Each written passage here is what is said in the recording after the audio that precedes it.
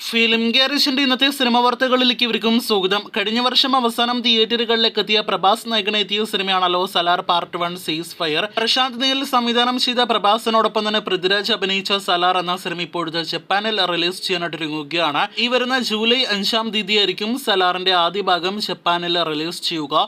അതേസമയം ചിത്രത്തിന്റെ രണ്ടാം ഭാഗത്തിന്റെ ഷൂട്ടിംഗ് അപ്ഡേറ്റ് പുറത്തു വന്നിരിക്കുകയാണ്. ഈ മെയ് മാസം അവസാനം സിനിമയുടെ ചിത്രീകരണം ആരംഭിക്കും. ആദ്യ ഷെഡ്യൂളിൽ 10 ദിവസത്തെ ചിത്രീകരണം ഹൈദരാബാദ് ഉണ്ട് എന്നറിയാനായിട്ട് കഴിയുന്നു.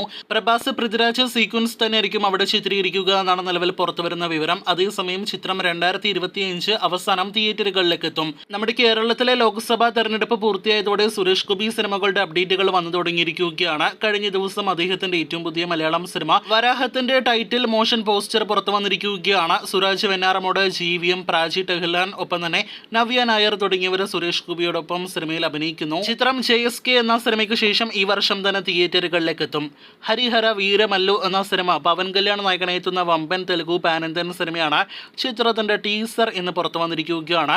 2 ഭാഗങ്ങളിലായിട്ട് വരാനിരിക്കുന്ന സിനിമയുടെ ആദ്യ ഭാഗത്തിന്റെ ടീസറാണ് പുറത്തു വന്നിരിക്കുന്നത്. ഒരു ബിഗ് ബഡ്ജറ്റ് പീരീഡ് ഡ്രാമ വിഭാഗത്തിൽപ്പെടുന്ന സിനിമ ഈ വർഷം അവസാനം തിയേറ്ററുകളിലേക്ക് എത്തും. നിസാം ബഷീറിന്റെ സംവിധാനത്തിൽ ദിലീപ് നായകനെത്തുന്ന സിനിമയിൽ നിന്നും ദിലീപ് പിന്മാറി എന്നൊരു വാർത്ത 1-2 ആഴ്ചകൾക്ക് മുന്നേ ആണല്ലോ പുറത്തു വന്നത്.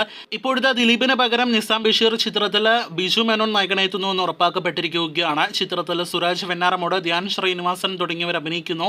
ഒരു കോമഡി എന്റർടൈനർ സിനിമയാണ് എന്നാണ് നിലവിൽ പുറത്തു വന്നിരിക്കുന്ന വിവരം.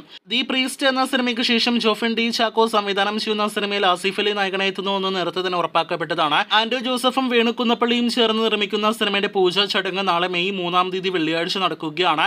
കൊച്ചിയിൽ നടക്കുന്ന സിനിമയുടെ പൂജാ ചടങ്ങിൽ സിനിമയുടെ അണിയറ പ്രവർത്തകർ സന്നിഹിതരാകും.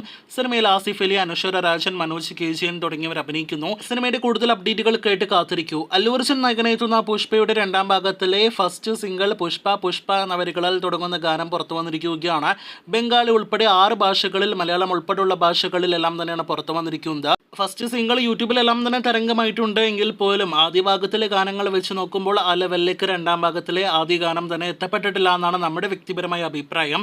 മമ്മൂട്ടിയുടെ ഈ വരുന്ന മെയ് 23-ന് തിയേറ്റർ റിലീസ് പ്രഖ്യാപിക്കപ്പെട്ട സിനിമയാണല്ലോ ടർബോ എന്ന സിനിമയ്ക്ക് ഇപ്പോഴത്തെ ഒരു ക്ലാഷ് റിലീസ് ഉണ്ട് എന്ന് ഉറപ്പാക്കപ്പെട്ടിരിക്കുകയാണ്. മെയ് 24-ാം തീയതി മന്ദാകിനി എന്ന സിനിമ തിയേറ്ററുകളിലേക്ക് എത്തുകയാണ്. അനാർക്കലി, അൽതാഫ് സലീം എന്നിവർ അഭിനയിക്കുന്ന സിനിമ മെയ് 24-ന് തിയേറ്ററുകളിലേക്ക് എത്തുമെന്ന് നേരത്തെ പ്രഖ്യാപിക്കപ്പെട്ടതാണ്. എന്നാൽ ടർബോയുടെ റിലീസിന് ശേഷം സിനിമയുടെ റിലീസ് മാറിയേക്കും എന്നായിരുന്നു പലരും പ്രതീക്ഷിച്ചതെങ്കിൽ ഞങ്ങളുടെ കല്യാണം മെയ് 24-ന് തന്നെ എന്ന സിനിമയുടെ അണിയറ പ്രവർത്തകർ ഇന്നൊരിക്കൽ കൂടി അറിയിച്ചിരിക്കുകയാണ്. അപ്പോൾ ടർബോ മന്ദാകിനി ക്ലാഷ് റിലീസുമായിട്ട് എത്തുകയാണ്. കഴിഞ്ഞ ആഴ്ച പുറത്തു വന്ന മന്ദാകിനി ട്രെയിലറിന് നല്ല അഭിപ്രായങ്ങൾ ലഭ്യമായിരുന്നു. കാത്തിരിക്കൂ കൂടുതൽ ഇതുപോലുള്ള സിനിമാ വാർത്തകൾ കേട്ട്.